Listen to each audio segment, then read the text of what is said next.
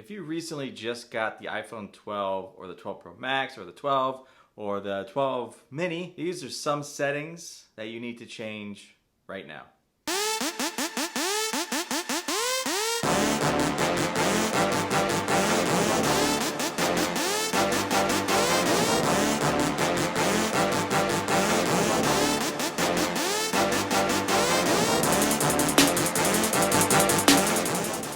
I know when you first get the iPhone 12, 12 Pro, whatever phone that you got, I got the 12 Pro, everything about it is just perfect, gorgeous, right?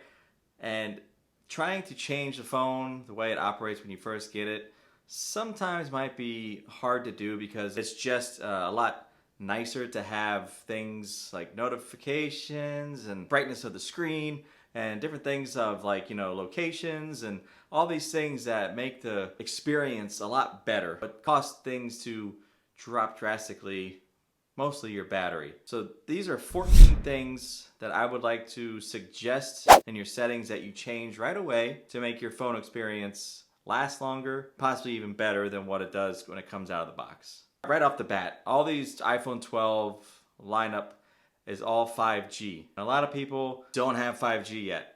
So make sure when you get your phone to turn off the 5G signal. Because if you are trying to get a 5G network and it keeps reaching out, kind of like a Wi-Fi, your battery is going to die a lot quicker than it should be. So definitely, if you're not paying for your 5G or you don't have it in your area, turn that 5G setting off completely. Number two is going to be if you have 5G and you're utilizing it, you can actually change the options of data. So do the same thing, go to cellular data option, and then data mode. Kind of sounds like Edna Mode from Incredibles. But data mode, data mode. And you could switch whatever 5G connection that you have there. So we all had the old iPhones when you used to get a phone call. It used to be the full screen. You saw the whole person's face if you had their image as their caller ID.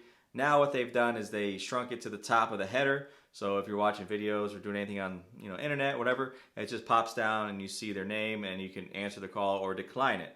If you want to go back to the full screen, all you got to do is go to your settings, your phone, and then incoming calls, and then hit full screen.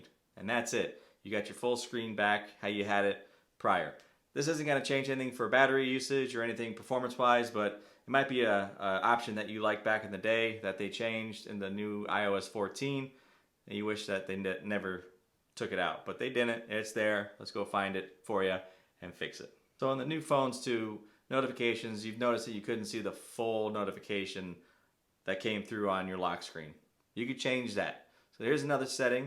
You just want to go into settings, notifications, show previews, and then hit always. So that way you'll have your whole preview of your notification on the notification bar when you swipe down, even if it's on lock screen.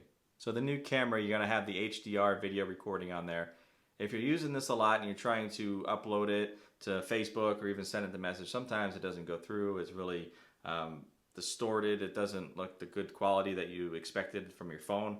So you want to make sure that you turn that off if you're going to start sharing stuff from Facebook to your phone, especially on videos. So make sure your HDR is turned off. So that way the picture quality will be good when it uploads to social networks. One feature that was added to iOS 14 was the app library. So all your apps is kind of categorized at the end of your screens, and it brought you all your apps that you use mostly on the front page of it. But what you can do is you don't want to clutter your home screen. So a lot of people have apps everywhere, a lot of folders everywhere. So you're going to want to utilize that app library and declutter your home screen. Definitely want to look at the wallpapers because they have a lot of different types of wallpapers that you can use. Some fancy ones, and some of them they have like black and white, which means during the day it's going to be this color. At night, if you have night mode on too, is really sweet, but that's going to be coming up. Daytime, nighttime is different colors for your home screen wallpaper, and it's just a sweet feature to change when you get your new phone. And the other one is turn on dark mode. You will not regret it. I've had it on my phone since I've got it. That was one thing I did right away because I put it on my iPad like that, and it's just your whole experience is a lot different, and it actually looks a lot better on iOS 14. Also, when you get your new phone, try the Do Not Disturb tab, because a lot of people go to bed and they forget to turn off their ringer or turn it down, and then all of a sudden you get a text message or a notification, and guess what? You're waking up, not getting a good night's sleep, waking up cranky in the morning, and you wish you would have done that the day prior. So definitely try turning on your do not disturb. Set some timers, bedtime, daytime. Only accept calls for emergencies or texts from people that you know that you need to reply to if they do text you. So turn that do not disturb on and definitely check it out. And I bet you'll love it. And then another thing is make your screen text easier to read. A lot of people are really looking at their phones because their screen text is so small they can hardly read it.